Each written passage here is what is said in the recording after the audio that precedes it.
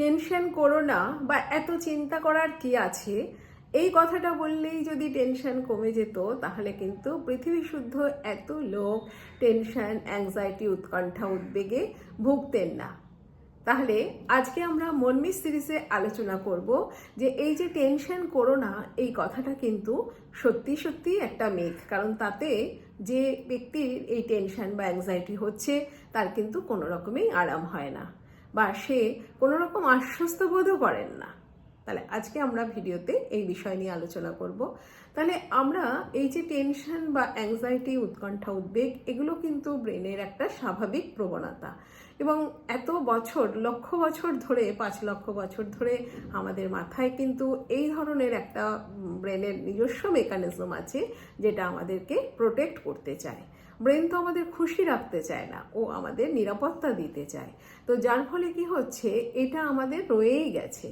এবার কিছু মানুষের ক্ষেত্রে কি হয়, তারা কিন্তু একটু বেশি এই টেনশন প্রবণতা তাদের থাকে, প্রথম থেকেই থাকে।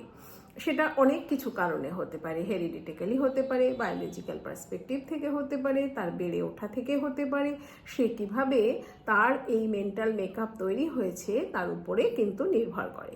আপনারা এতদিনে জেনে গেছেন যে প্রত্যেকটা মানুষ আলাদা, সুতরাং তাদের সবটাই আলাদা।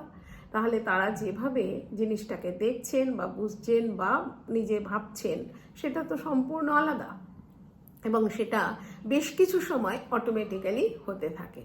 যেমন ধরুন, যদি কোনো একটা অনিশ্চিত সিচুয়েশন পড়ে, তিনি ভাবছেন যে বিষয়টা একেবারেই আনসার্টেন, জানেন না কি করবেন, অটোমেটিক্যালি কিন্তু সেই টেনশনটা হয়। আবার যদি ভীষণ রিস্ক থাকে তাহলেও কিন্তু ভিতরে ভিতরে সেই টেনশনটা হতে থাকে।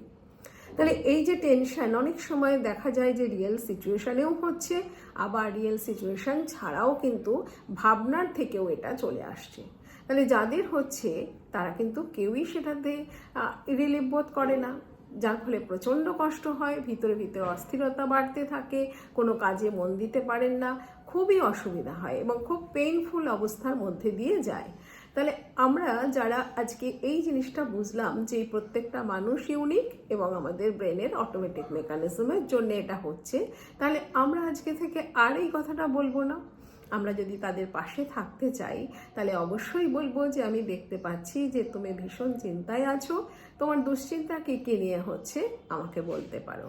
কারণ অনেকেই এসে বলেন কি যে বলে কি হবে, বুঝবে না, উল্টে আমাকে বলবে তুই এত টেনশন করিস কেন, ও সবসময় বেশি টেনশন করে জানেন তো, এইরকম এসে বলবে। তার মানে কি হচ্ছে, তাকে তো বোঝা হচ্ছেই না, উল্টে তাকে ক্রিটিসাইজ করা হচ্ছে, যার ফলে সে আরও গুটিয়ে যায়। তাহলে আমরা আজকে যারা এই ভিডিওটা শুনলাম, আমরা চেষ্টা করব তাদের পাশে থাকতে, একটু বুঝতে, অনুভূতিটা বুঝতে, তাহলে কিন্তু তাকেও একটু আরাম বোধ করাতে পারবো, নিজেরও ভালো লাগবে। এইভাবে আমরা কিন্তু নিজেদের গ্রোথের দিকে এগিয়ে যেতে পারবো। তাহলে ধন্যবাদ সবাইকে, আপনারা আমাদের পাশে থাকুন।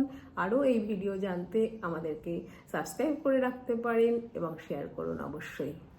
লাস্ট একটা কথা অবশ্যই মনে রাখবো যে টেনশন কোনো সুইচ নয় যে আমি অফ অন করলেই ওটা বেড়ে যাবে বা কমে যাবে। এটা অটোমেটিক্যালি আসে আমরা যদি যাদেরকে পাশে দেখছি বা নিজেরাও যদি অনেক বেশি এটাতে আটকে থাকি, তাহলে নিজেরা চেষ্টা করব প্রথমে কারোর সাথে শেয়ার করতে।